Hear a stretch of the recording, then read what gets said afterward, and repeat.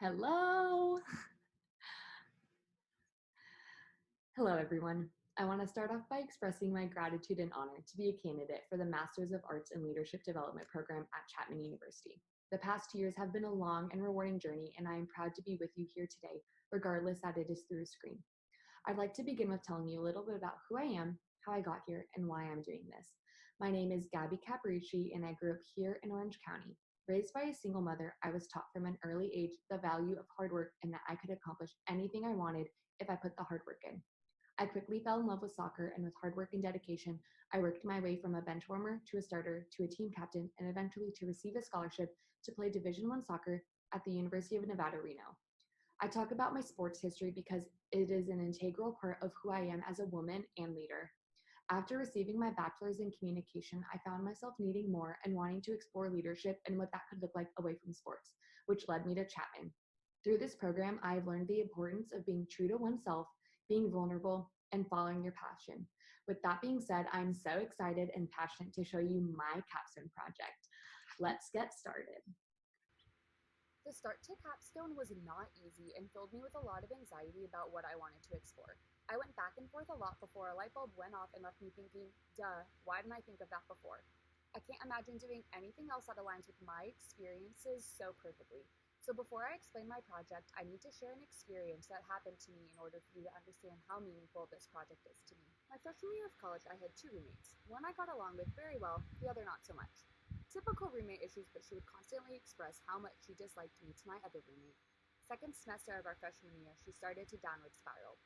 She was throwing away all of her clothes and saying she didn't deserve them and staying up all night studying and sleeping all day.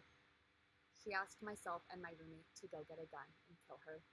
We took her to the hospital and checked her in, and she was going to be held for 72 hours. My other roommate left for the weekend to get away, so I was left alone in our dorm, expecting to be alone, but she returned. Now remember, she and I did not get along, and when she opened the door and I saw her, I thought she had come to kill me, and that's when it started. I asked if she was okay, and she quietly began to pack up all her things. I ran into the hallway and experienced my first anxiety attack. I couldn't breathe and thought I was dying. I never saw her again. This experience was really traumatic for me and was the start of my struggle with anxiety.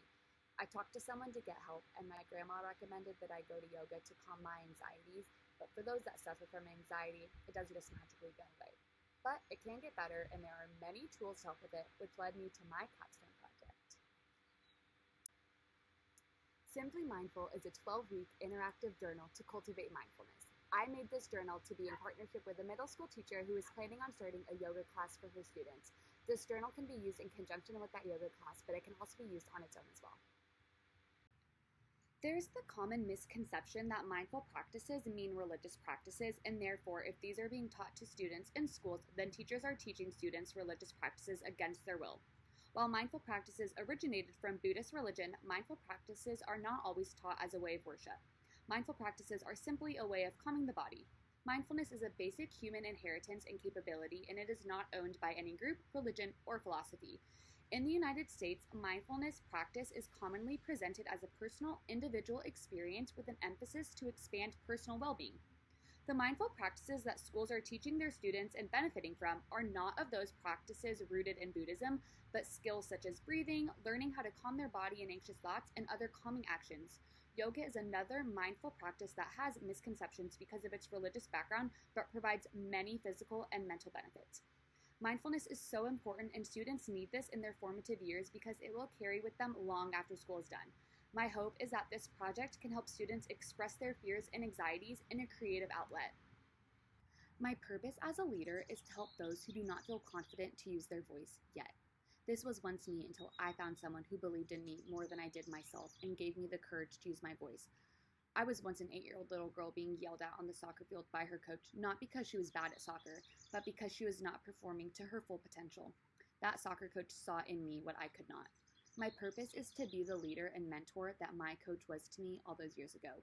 I want to give a voice to those that do not feel like theirs is meaningful and to be an example of leadership that values honesty, kindness, commitment, and being strong and independent.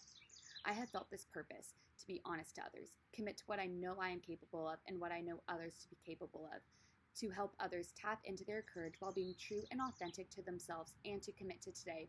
All of my passions, values, and experiences led me to my choice for my capstone project. I'd like to conclude by thanking some very important people that I could not have done this without. First, to the professors who have left lasting impacts on me, Krista Pedro and Angel Miles Nash. I felt that they understood me, respected me, and genuinely wanted me to succeed in this program and after.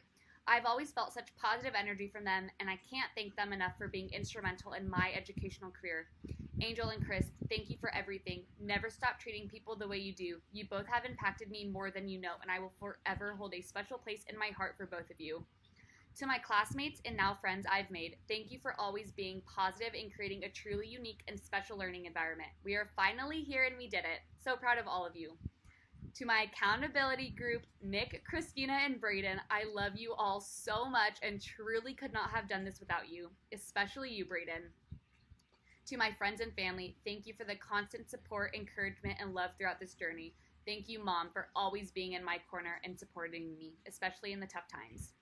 I hope you all liked my Simply Mindful journal, and I am so grateful for this journey we've been on together. Thank you.